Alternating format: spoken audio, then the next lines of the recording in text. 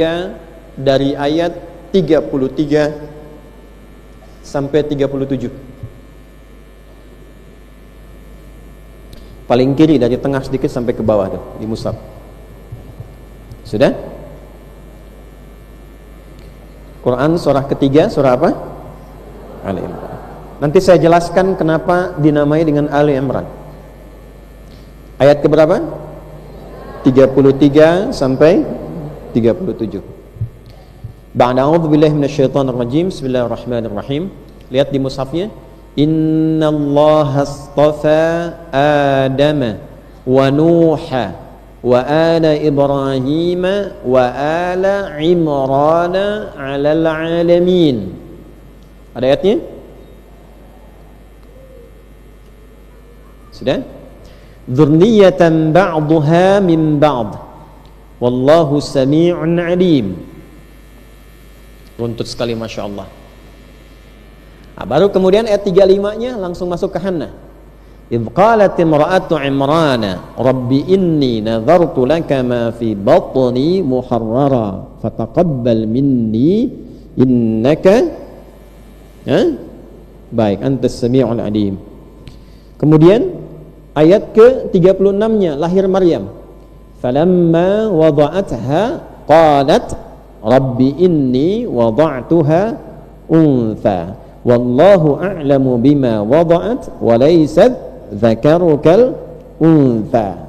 Baru disebutkan wa inni sammaituha Maryam wa inni u'idzuha bika wa dzurriyyataha minasyaitonir rajim.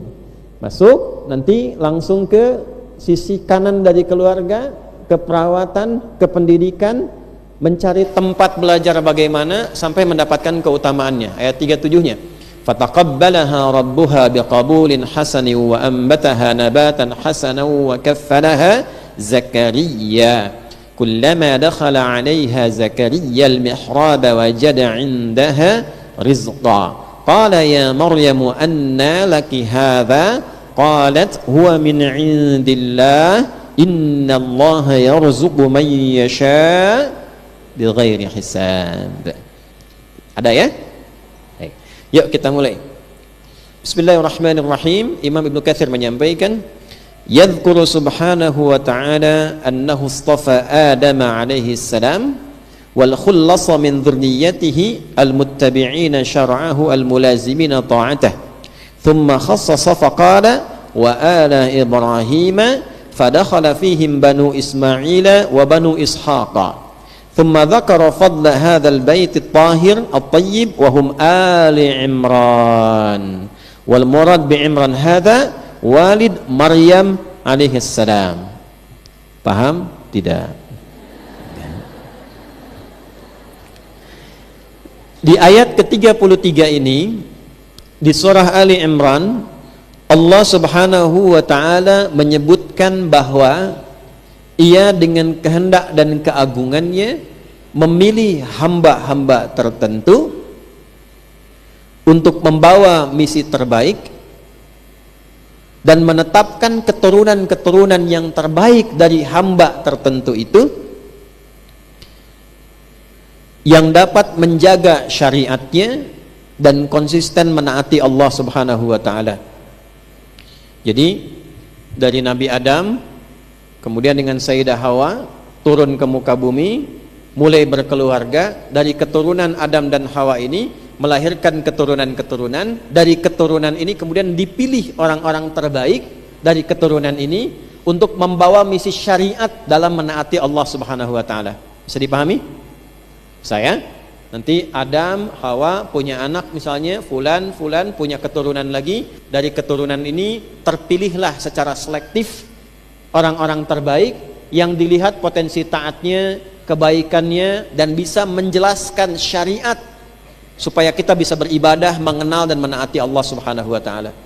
Di antara keturunan-keturunan ini diterus ke depannya, maka didapatilah kemudian yang pertama ala Ibrahim. Satu keluarga. Coba ibu lihat, perhatikan ayatnya baik-baik ya. Ketika Allah memilih Nabi Adam alaihissalam bentuknya tunggal. Innallaha astafa Adam.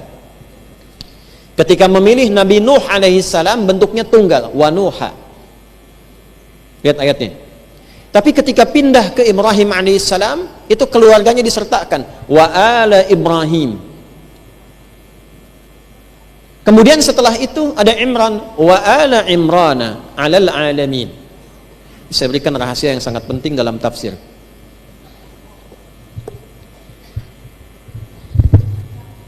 Ini ada Adam, tunggal. Nuh, tunggal. Perhatikan baik-baik. Adam alaihissalam, manusia pertama, terpilih, membawa risalah untuk dirinya pribadi, karena beliau datang, itu yang lain belum ada kan? Ya kan? Manusia pertama yang turun kan? Belum ada manusia lain. Karena itulah kenapa disebutkan tunggal, karena risalahnya untuk pribadinya. Karena belum ada umat selainnya. Jelas sampai sini? Satu. Nanti ini berketurunan, keturunannya disebut dengan Bani Adam atau Banu Adam. Bani Adam. Disebutkan 7 kali dalam Al-Quran.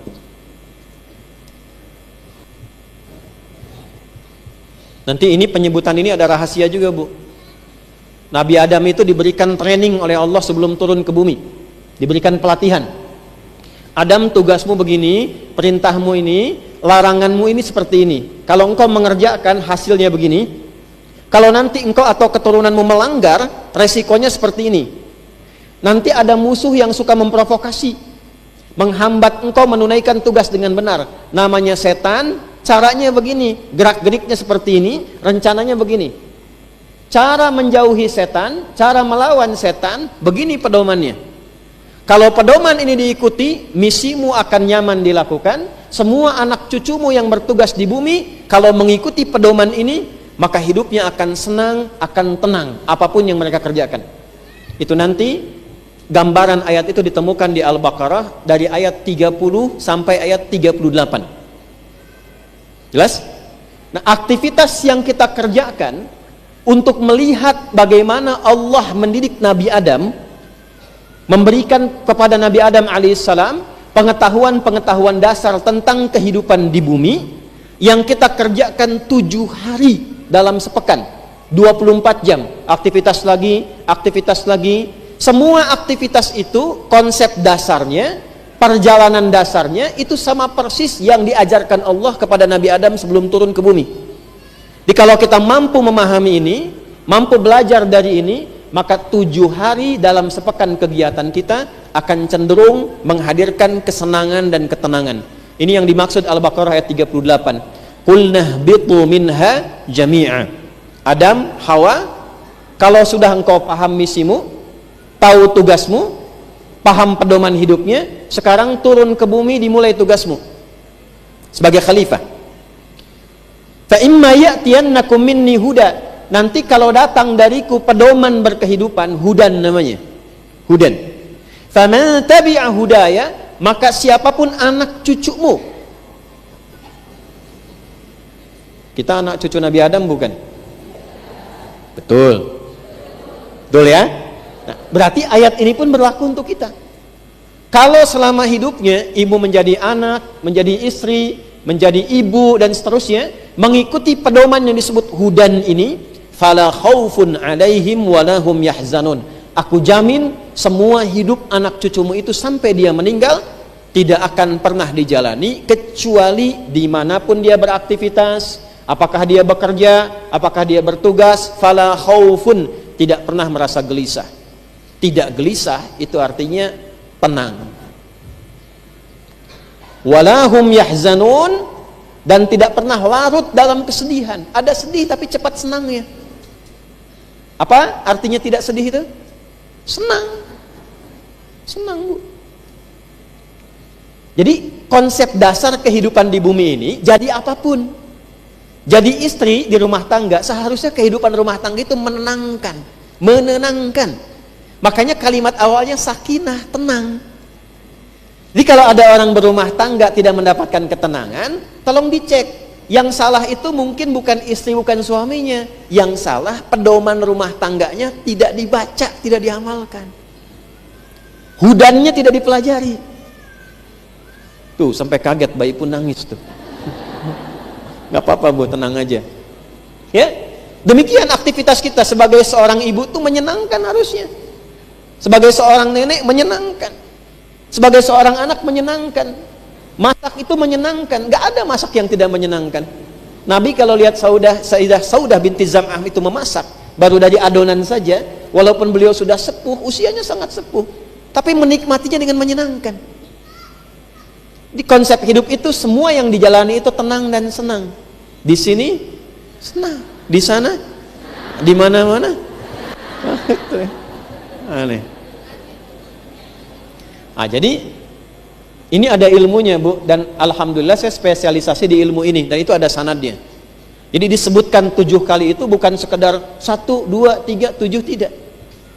Tapi di sana ada rangkaian pedoman kehidupan. Kalau kita bisa baca ini dengan baik, maka apa yang kita kerjakan di muka bumi ini, di dunia ini, maka cenderung memberikan ketenangan dan kesenangan dalam kehidupan sebelum kita pulang. Nah, nanti hudan ini di setiap masanya bisa berubah namanya sesuai dengan karakter masyarakatnya, tapi nama umumnya sama, hudan. Misal di zaman Nabi Musa alaihissalam namanya Taurat.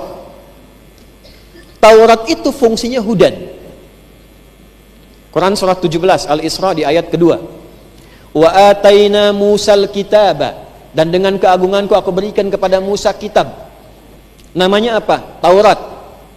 Di mana ditemukan? Di Ali Imran ayat ketiga. Wa anzalat Taurata, dan diberikan, diturunkan Taurat itu pada Musa. Kembali ke Quran surah 17 ayat kedua. Wa ataina Musal kitaba wa ja'alnahu hudan li bani Israil.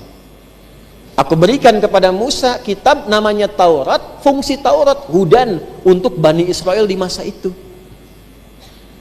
Nabi Isa alaihissalam nama kitabnya apa? Injil. Injil itu fungsinya hudan.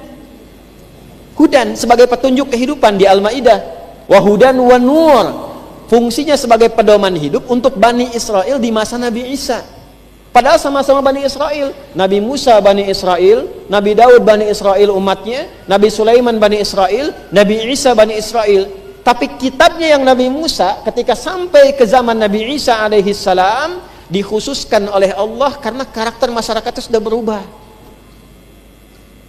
Tapi panduannya tetap hudan, cuma namanya dibedakan untuk menunjukkan umatnya karakternya sudah berbeda. Umat Nabi Muhammad dapat petunjuk hidup, hudan juga. Namanya apa? Tahu dari mana? Dari Quran surah kedua Al-Baqarah ayat 185. Quran surat 2 ayat 185. Syahru Ramadhan alladzi unzila fihi al-Qur'anu hudal linnas wa bayyinatin minal huda wal furqan. Untuk umat Nabi Muhammad hudannya namanya Al-Qur'an. Berisi 114 surat, 30 juz. Ibu, itu bukan sekedar buku bacaan, kitab bacaan, bukan. Isinya pedoman hidup. Di dalamnya ada tema-tema kehidupan. Kita mesti mengeluarkan sesuai fitrah kita. Misal, ibu perempuan, pernahkah mengeluarkan ayat-ayat perempuan dalam Al-Quran? Kalau ibu bisa keluarkan, nanti membentuk tema kehidupan, Bu. Ada temanya. Fitrahnya bagaimana, jalan hidupnya seperti apa, yang melekat pada dirinya bagaimana, kecenderungannya seperti apa, senangnya bagaimana, itu harus dipahami. Kalau tidak, nanti hidup sebagai perempuan tapi tidak memahami dirinya, akhirnya bingung, stres, gelisah. Setiap gelisah pasang status, kenapa ya aku sering gelisah hari ini? Nah ini yang kita baca itu, ininya hudannya namanya. Nah, ketika Nabi Adam turun, itu membawa hudan awal untuk keluarga pokoknya. Nanti Nabi Adam kemudian meninggal, keturunannya ada, dipilih oleh Allah setiap generasi 1 orang, ada yang 2 orang, beberapa nabi, untuk membawa hudan ini, menuntun masyarakatnya sesuai dengan karakternya. Ketika Nabi Adam alaihissalam meninggal, ada rentang, ada jarak, ada masa, kemudian muncul keturunan, dipilih di keturunan itu Nabi Nuh alaihissalam. Siapa namanya? Nuh alaihissalam. Nah, pertanyaannya, zaman Nabi Nuh sudah ada umat manusia belum? Sudah berketurunan banyak kan? Waktu Nabi Adam turun ada manusia? Tidak, cuma Sayyidah Hawa kan? Ya, 2 yang turun itu. Baik, perhatikan pertanyaan saya. Kalau Nabi Adam dipilih sendiri wajar, karena umatnya belum ada. Nabi Nuh kan ada keluarganya, ada umatnya juga. Kenapa yang dipilih cuma 1? Karena Nabi Nuh sekalipun beliau umurnya cukup panjang, bertugas cukup lama, berdedikasi tinggi mendakwahi keluarganya, tapi maaf, bahkan pendamping hidupnya pun dan bagian dari anaknya tidak mau mengikuti risalahnya. Karena itu tidak dimasukkan keluarganya dari keturunannya di sini, tapi Nabi Nuhnya tunggal untuk memberikan pesan bahwa kadang-kadang kita akan menemukan sebuah kenyataan kesolehan itu tidak bisa diwariskan pada anggota keluarga. Oke? Jadi iman itu nggak bisa diwariskan. Jangan ibu simpulkan kalau anak itu seorang kiai bapaknya, anaknya juga akan baik seperti ayahnya, belum tentu. Tapi juga memberikan kesan kepada kita, awas, hati-hati. 2 hal penting. 1, pengaruh lingkungan yang begitu mendominasi, begitu kuat memberikan pengaruh, bahkan terhadap orang dalam rumah sendiri. Makanya penting nanti melihat fikih zaman Nabi Nuh. Kenapa istrinya Nabi Nuh sulit taat kepada Nabi Nuh alaihissalam? Nanti kita akan bahas di edisi terpisah. Karena gaulnya selalu bergaul di lingkungan sosialita yang menentang dakwah suaminya.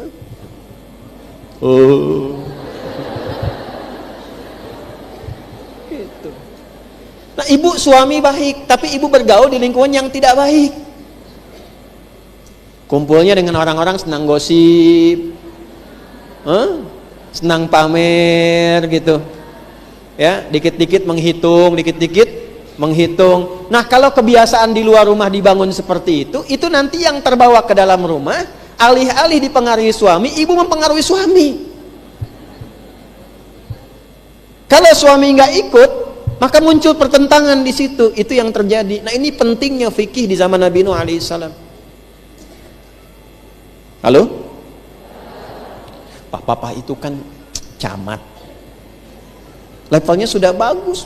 Masa kalah sama lurah, mobilnya itu sudah bagus, bapak masih begini. Nah, ya, karena pergaulannya demikian. Nah, dulu Nabi Nuh itu punya risalah dakwah, tapi istrinya bergaul di lingkungan yang tidak baik. Diwariskan oleh istri, namanya ibu, ke anak-anak kan. Ada sebagian yang ikut, ada sebagian yang ikut kepada ayahnya. Nanti yang ikut ayah itu ada 3 kurang lebih yang melahirkan keturunan-keturunan setelahnya. Ya, ada Sam, ada Ham, dan ada Yafith. Sam, ada Ham, ada Yafith. Dari Sam nanti melahirkan keturunan-keturunan. Di antaranya nanti ada satu cucu namanya Aber yang suka menyeberang. Dari sini melahirkan bahasa namanya Ibrani. Ya, ada yang menyebutnya Nabi Ibrahim alaihissalam, nama lainnya Aber. Ada yang mengatakan Aber ini khusus dari keturunan Sam juga. Nanti masuknya ke wilayah Asia Barat Laut. Asia, ini pengetahuan dulu ya. Wilayahnya Syam. Sekarang 4 negara. Palestina, ini puncaknya, Syria, Lebanon, dan Yordania. 4. Puncaknya di sini. Dari situ melahirkan bahasa. Jadi dulu orang yang singgah di satu daerah, nama daerahnya itu dinamakan nama orang yang singgah di situ pertama kali. Oke? Nah, dari sini karena namanya Aber, agar kemudian punya keturunan-keturunan orang yang berbicara dengan bahasa itu, bahasa yang disebut dengan Ibrani namanya.